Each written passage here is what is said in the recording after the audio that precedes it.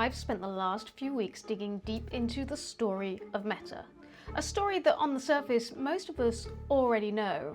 20 years of headlines, myths, of courtroom memes. Can it tell us anything about how to be responsible tech founders?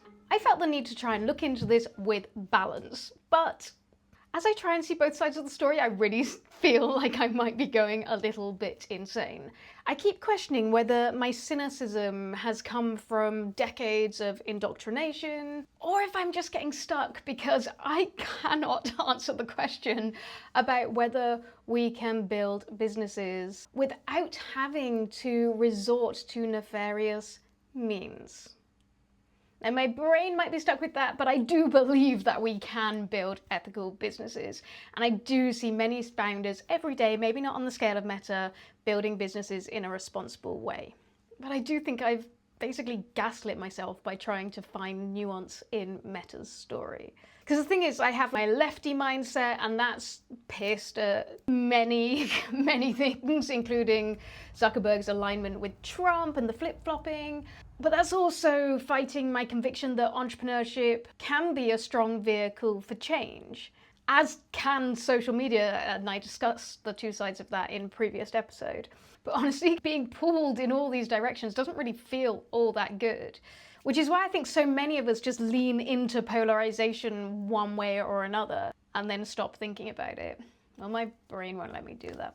So much of what I've heard in the media is anti-Facebook, anti-Meta, but they're still here.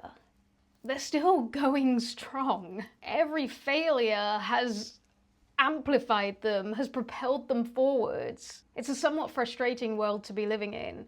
And yeah, I still question, does that mean it's just a matter of time before the empire crumbles? And the thing is, there are plenty of pieces of evidence that say public opinion is against Meta and social media and AI companies and Mark Zuckerberg himself. He was just booed earlier this year at a UFC fight.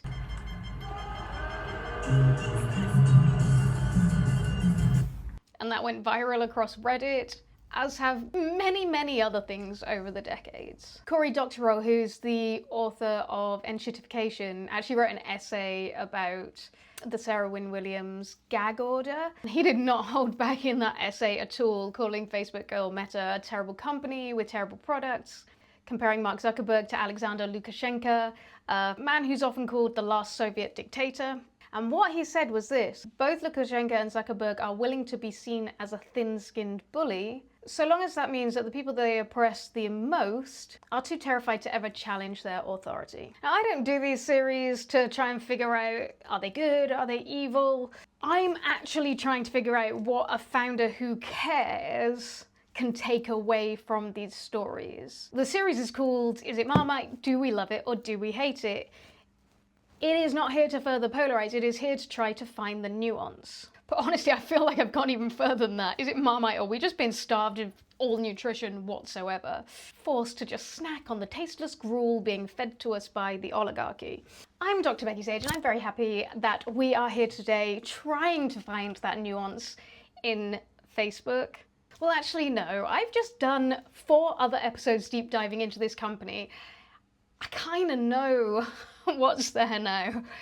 This is more about reflecting and trying to figure out, is there lessons that we can learn from this? What are we going to take away such that businesses in the future and technologies in the future can be implemented in an ethical way? So I'm going to take you through a few of my thoughts that I've distilled from going through the rest of this series. And don't forget, if you haven't seen it already, we talked about the origin story in episode 1. We talked about the vision and the dream of social media and why it didn't come true in the second one. We talked about growth and power and how Facebook were able to grow over the past 20 years and get their stranglehold on aspects of the world.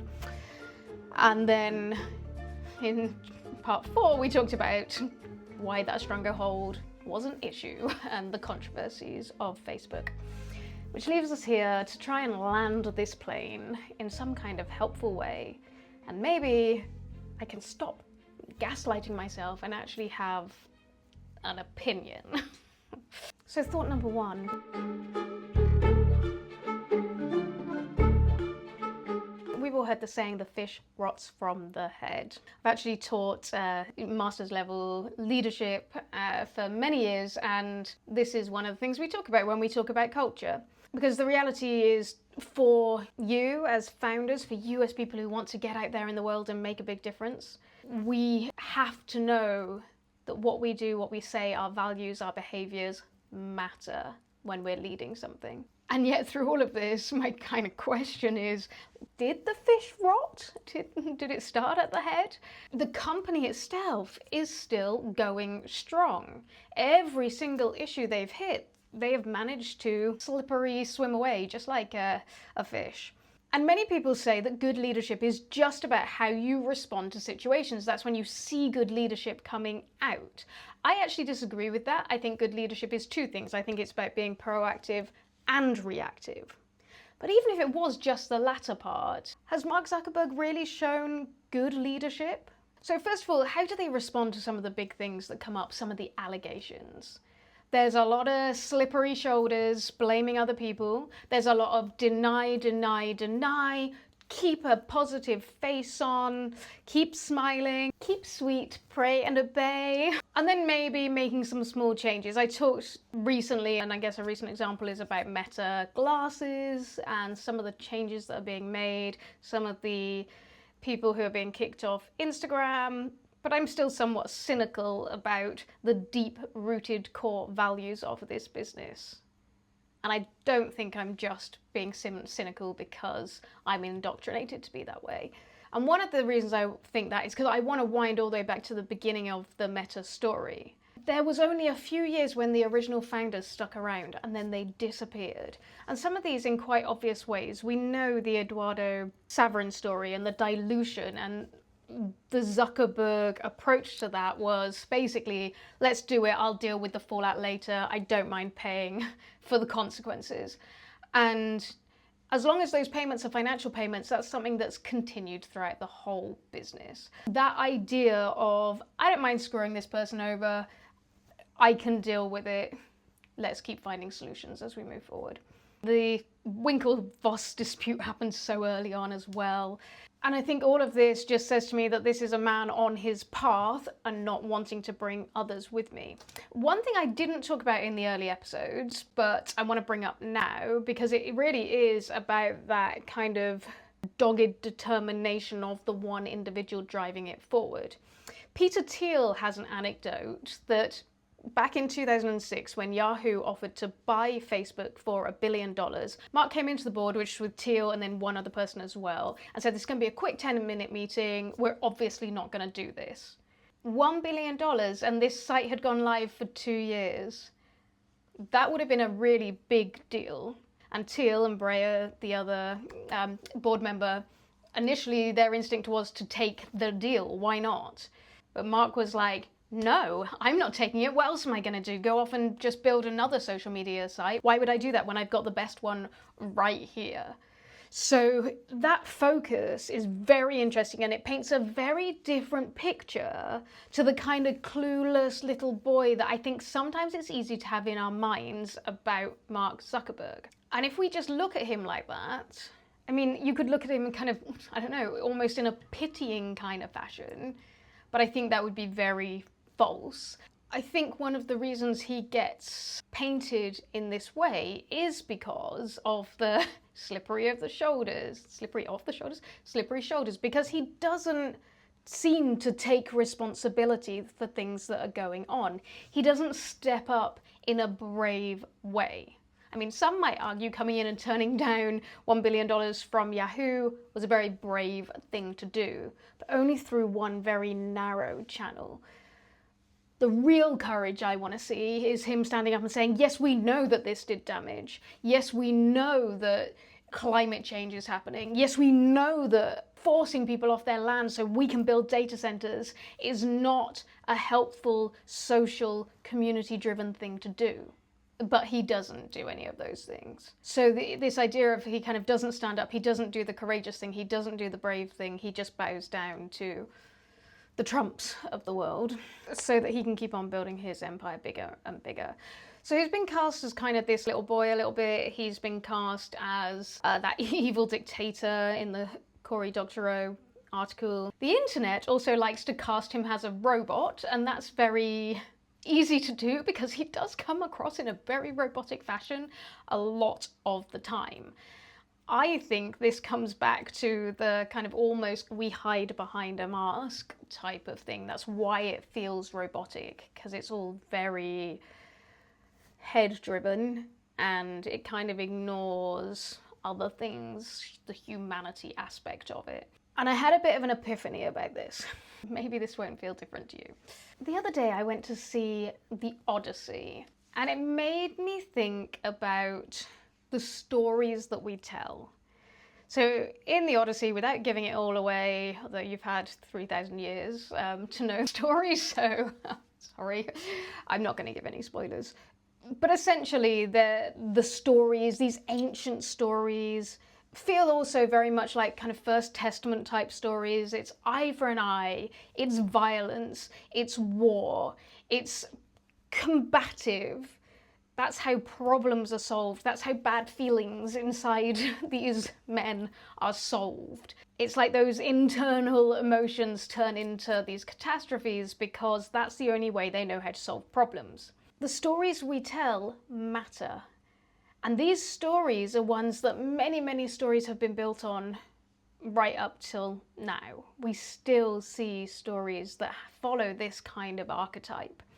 There is violence, there is war, there is taking one's own emotion and turning that into destruction for other people. And maybe some would argue, well, they make the best stories, hero's journey and all of that kind of stuff. My theory is that those stories are so integrated into so many of us that it's really hard to see things in a different way. So when somebody is not rich or powerful yet, they're fighting to be rich and powerful. Then when they become some of the richest people in the world, they become multi-billionaires, they're still built in this way and they still see themselves as that person on the hero's journey. Like, I'm overcoming all of these challenges. I need to be here in this arena because look at all these other billionaires and what they might do to the world. So by being in this arena, I get to protect myself, my world, my feelings, my power. And I need my power because otherwise I'll have nothing. I personally believe it can be very different. I talked about that in the last episode and the one before. And I do believe that there are different types of stories out there and we need to talk differently and tell different stories and show different role models and accept the fact that some of this success is built off maybe that inner child who's not feeling fulfilled. That doesn't mean they haven't grown into a man who needs to take responsibility even when they don't. Heal yourself within, collaborate with others, think about how you can do things for the good, the overall good of the planet. Maybe we'd all be in a better position. And I still sit here going, where will we be in 10 years' time? Will these tech leaders have had those epiphanies? Will they have used their power and their money in a way that is more distributed and not as destructive? I hope so. Let's open that door for them. What I see outside of just looking at some of these big tech bros is small buds of change. I've seen investors purposefully breaking the kind of Silicon Valley mold, using frameworks that actually try to build ethics into the journey of a company. Founders turning down big American money because the values don't align.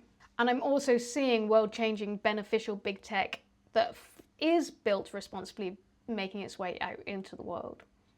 And we need more of that. Now, will all of these people help make another Facebook? Well, let's hope not.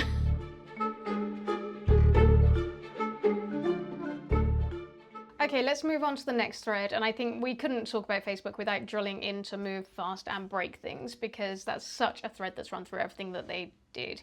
Even though that mantra change to move fast with stable infrastructure, move fast has still been part of their strategy all the way along. I think this move fast and break things is also about like displaying an art of failing forwards or failing upwards. And this is so built into that kind of Silicon Valley mindset, which then has trickled down into the rest of startup culture. So I thought it was really important to examine this a little bit further, because I don't think it's as simple as being like, well, don't move fast and break things. And I think the issue is that move fast and break things is something that is quite necessary as a mantra for a lot of tech founders. For those who are overthinking, for those who are introverts or perfectionists, those who would never put anything out there unless they knew that putting something that is not perfect out there is part of the process. But as we've seen in Meta's story, to just think move fast and break things becomes quite dangerous, because it turns into move fast and break people. It turns into move fast and ignore the consequences of building big tech. It turns into move fast and don't concern yourself with why there might be issues with collecting everybody's data. And even worse than that, in my opinion, Facebook created a whole bunch of billionaires. And those billionaires have now gone off into the world, and many of them who are part of that culture have taken it and they're ricocheting around the world thinking, we're billionaires now, so you should listen to us. And unfortunately, others do listen because they think, well, I guess you are a billionaire now. And who doesn't want to be rich? I don't need to be that rich. Now, the failing forward in many ways has not been clearer than it has in the various different disputes that they've had, legal disputes, and including the FTC $5 billion fine. The Cambridge Analytica scandal really should have been a doorway to talk about open sourcing, about setting protocols and how they're used, how they're set, different rules of how we use different people's data. What a great opportunity for Mark Zuckerberg, for example, or the Facebook or Meta team to come out and talk about that. And while they did make some small changes, it really was just a case of, okay, we'll accept this fine. It's less than a quarter's earnings anyway. Let's move on. Meanwhile, heavily promoting PyTorch and other open source tools which were helping with the development of AI. Today isn't the day that I'm going to go fully into that open source conversation, but we do need to have it at some point soon, and let me know if you have thoughts in the comments. I found an article by Vladislav Podilyko called Move Fast and Break Things, and he kind of looked at both sides of it as well. He argued that the original statement didn't say break laws, break people, break trust. But unfortunately, all those things have happened. As I've already mentioned, it's about things to do with the product or the offering or the value proposition and getting things out there and learning as you go. For me, the biggest thing is about assumptions. That's the thing we should be breaking, our initial assumptions, so that we can evolve. And in the early days, in those pre-product market fit days, that's so important for businesses to be able to get out there with an open mind and put your assumptions out there and see how people respond to those initial assumptions. It's about learning, which is, of course, a really important entrepreneurial trait. We haven't seen much of that in this story.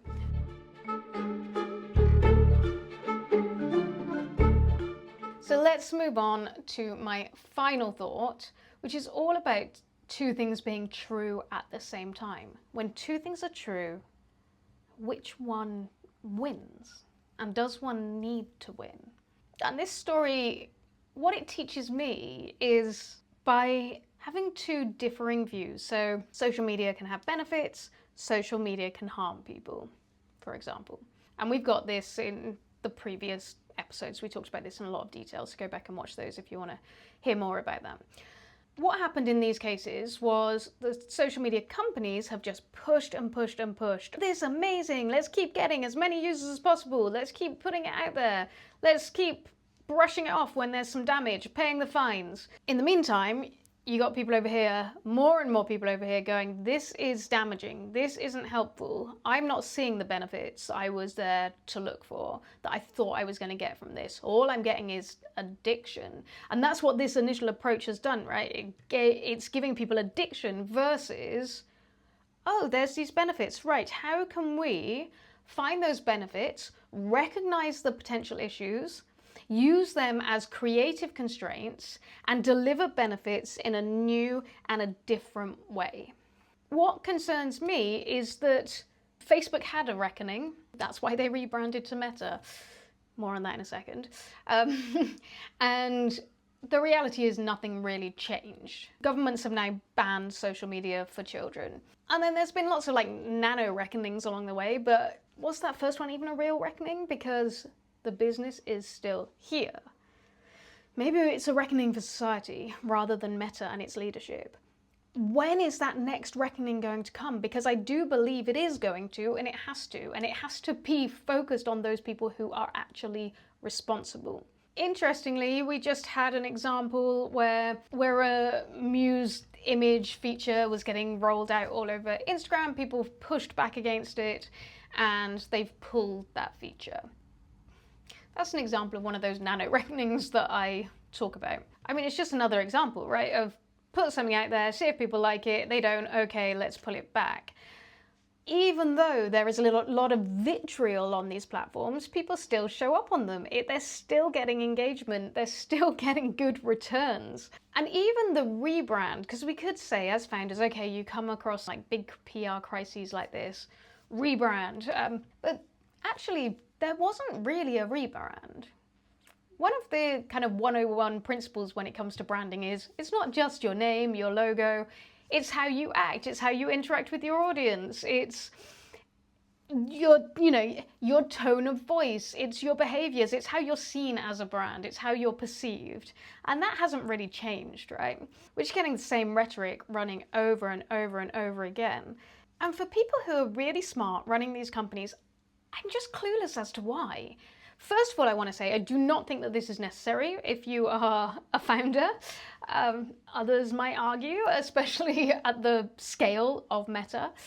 But if you genuinely think things are bad enough that you need to do a rebrand, maybe check yourself and start that as an internal rebrand first. And I'm not just talking about the Mark Zuckerberg outfits and UFC fighting.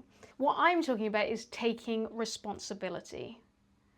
I have wondered, partly because it's a question I've been posed previously, when are you big enough to stop and take responsibility? Because I understand in those early days, you feel like you don't have anything, you don't have any power, and you're making adjustments and you're trying to figure things out. Where is the point in time where you go, we actually have influence here in the world, I need to show responsibility? I mean, you can let me know what you think in the comments. But actually, I'm kind of posing a trick question because you always need to take responsibility. If you cross the lines early on, if you go against your principles, then that's going to be something that stays with you all the way through. It's going to be very hard to roll that back. Does that mean that some businesses don't get formed? Does that mean that some businesses don't move forward? Unfortunately, in some cases, yes. However, I actually believe the opposite is also true. If you've listened to everything else in this series, you will know that I think that these kind of challenges, especially ones when it comes to kind of principles and values, actually things that can play to your advantage. Number one, they are creative constraints, which means that you maybe have to work harder to overcome challenges, but when you do, you'll have actually created something helpful and unique without devastating issues. Get a cat.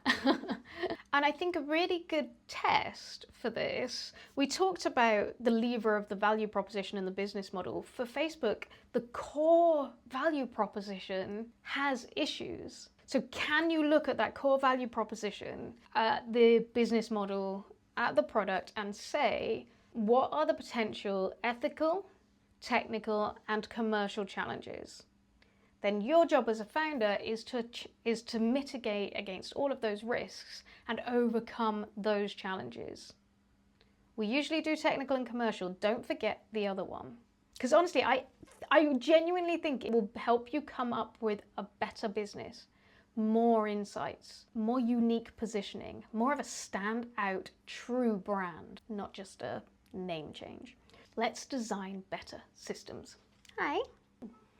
So is it Marmite? Marmite is polarizing. Some people love it, some people hate it. Facebook does have this quality. Meta does have this quality. And it has been really helpful for me to explore it through this lens. But the exploration has become far less about the business story, a story that we basically already know. And it hasn't even been about those frustrations that stem from seeing all of this failing forward. It's been a continued personal exploration, and one that I hope that we can all go on, especially if we are building businesses and building tech. This might be the time to share a little secret with you. I like Marmite. I'm one of the lovers. However, I can't eat it because it has barley in it and I'm gluten-free. I have an autoimmune condition that flares if I eat Marmite. And for years, I kind of ignored it and thought, it's just trace, like it's derived from barley. It's not really, it's Marmite. I love it that much. And yet I'm continuing to experience a lot of pain, swollen joints, inflammation, fatigue. And actually the fix was really simple. Some of the non-branded Marmites do not have gluten in them. They are not derived from barley. And that's actually going to bring me to a Peter Thiel quote. I know, and it's a very rare thing to see me using a Peter Thiel quote in a useful way. He said, "The most successful businesses have an idea for the future that's very different from the present, and that's not fully valued." So let's take our visions that are different from the present. Let's remove the gluten from the Marmite that is Meta. Let's create our own brand businesses. The ones that don't make us all sick. This is the end of our Meta series. Unless you want to meet me back here when The Social Reckoning comes out, of course. Please do hit the button and the bell. I want to know what you thought of this series. Put it in the comments. And I will see you again next week for a brand new video. If you want me to do any more Is It Marmites on any type of tech, business or organization, let me know. Does not have to be AI. And I'll see you soon.